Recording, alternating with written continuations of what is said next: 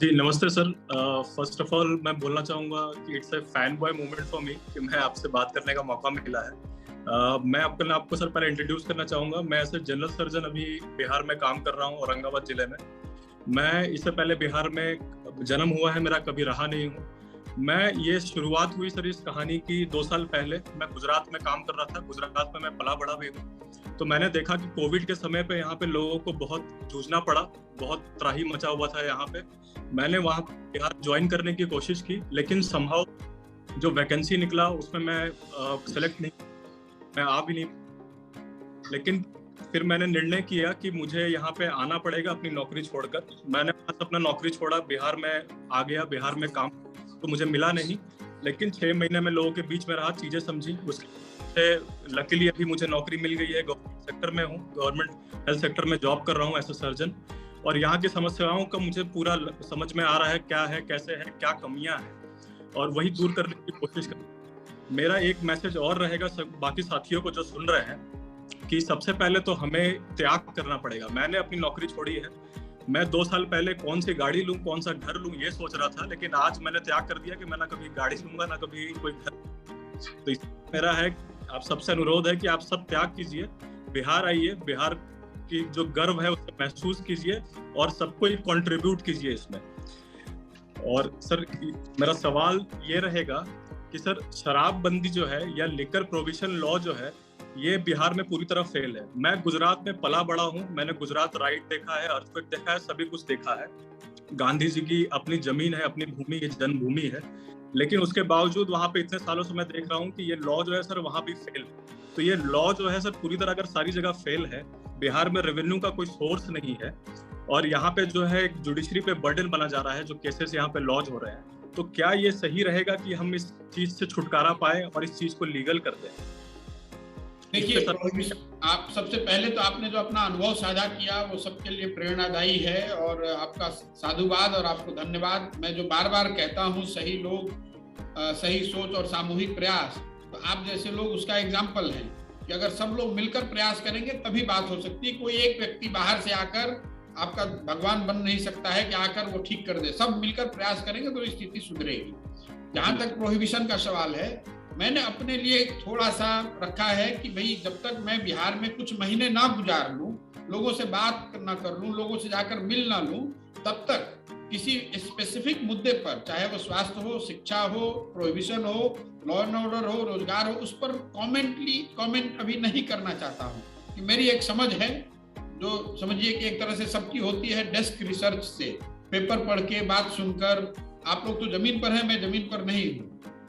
उसको उस कैविएट के साथ मैं ये जरूर कहना चाहूंगा कि आपने ठीक बात कही कि दुनिया में, आपने गुजरात का एग्जाम्पल दिया, दुनिया में कहीं ये एग्जाम्पल नहीं है जहां पर कि प्रोहिबिशन लगाकर समाज ने या किसी राज्य ने या देश ने बहुत तरक्की कर ली, या वहां समाज बिल्कुल अलग हो गया। वो तो एविडेंस कहीं नहीं है। एविडेंस बेस्ड पॉलिसी मेकिंग की बात होती है, तो एविडेंस तो इसके फेवर में नहीं है। अब जो लोग यहाँ पर कह रहे हैं कि इससे महिलाओं को फायदा हो रहा है, उस चीज को साइंटिफिकली असेस करने की जरूरत है। देखने की बात है कि भाई इसके फायदे क्या है और इसके नुकसान क्या है। जो मैं सुनता हूं कि भाई हजारों लोग बेवजह परेशान किए जा रहे हैं, उन पर केस किए गए। और परेशान किसको किया जा रहा है? जो गरीब है, जो सामाजिक तौर पर पिछड़े लोग हैं, जो गरीब लोग हैं, उनको आपने पकड़ लिया, उन पर केस कर दिया, उनको जेल में भेज दिया, उन पर साल 2-2 साल तक आप केस चला रहे हैं। पूरे कोर्ट में लोग परेशान घूम रहे हैं। जिस महिला की आप मदद करना चाहते थे, वही महिला, कल मुझे एक बड़े वकील आकर मिले डिस्ट्रिक्ट से, एक बड़े जिले के एक बड़े वकील आकर मिले। वो बता रहे थे कि महिलाएं अपना जो कुछ भी उनके पास है, अगर उनका पति जेल में है शराबबंदी की वजह से, तो मदद तो छोड़िए, जो घर में है उसको भी बेचकर उसका केस लड़ रही है।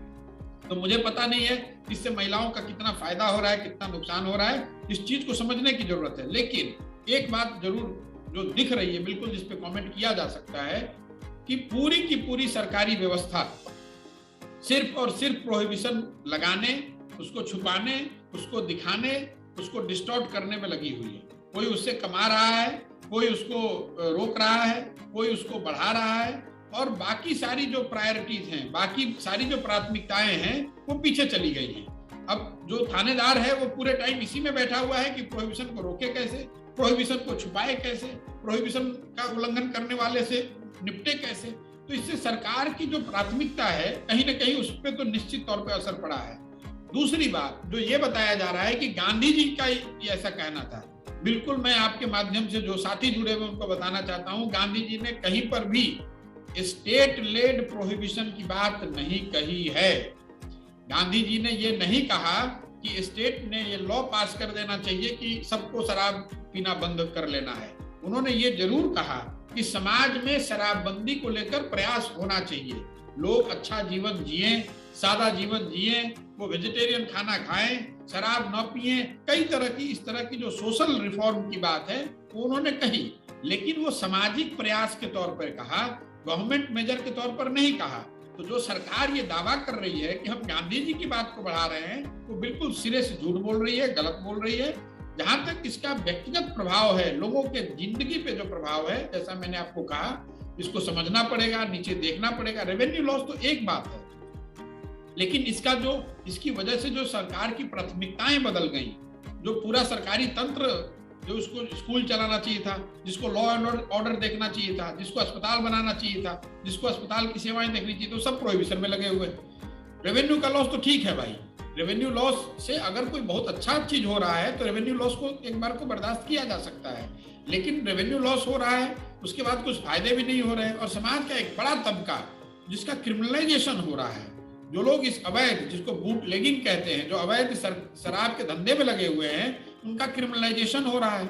लोग मुझे बता रहे हैं कि जिन बच्चों को शराब नहीं मिल रही वो स्मैक पी रहे हैं। तो कई तरह की अलग अलग इससे समस्याएं जुड़ी हुई हैं, इसको और बेहतर तरीके से समझने, एसेस करने की जरूरत है। मैं अभी इस पर इतना ही बोलना चाहता हूं, मतलब जिसको कहते हैं कि सतही तौर पे तो जरूर ये ऐसा दिखता है कि इसका फायदा कम, नुकसान बहुत ज्यादा है, लेकिन इसको जब नीचे जाएंगे, पदयात्रा करेंगे, लोगों से मिलेंगे तो और बात समझ में आएगी। और अगर ये समझ में आता है कि इससे समाज को या सरकार को या राज्य को नुकसान है, तो ये बात आप निश्चित जानिए कि आवाज उठाने में पीछे नहीं हटेंगे, कि राजनीति के आधार पर कोई इसका विरोध नहीं कर रहा है, ऐसी बात नहीं होगी। अगर मैं कन्विंस हो जाऊंगा तो इस बात को पूरी ताकत से हम लोग सब मिलकर उठाएंगे कि भाई ये ठीक नहीं है।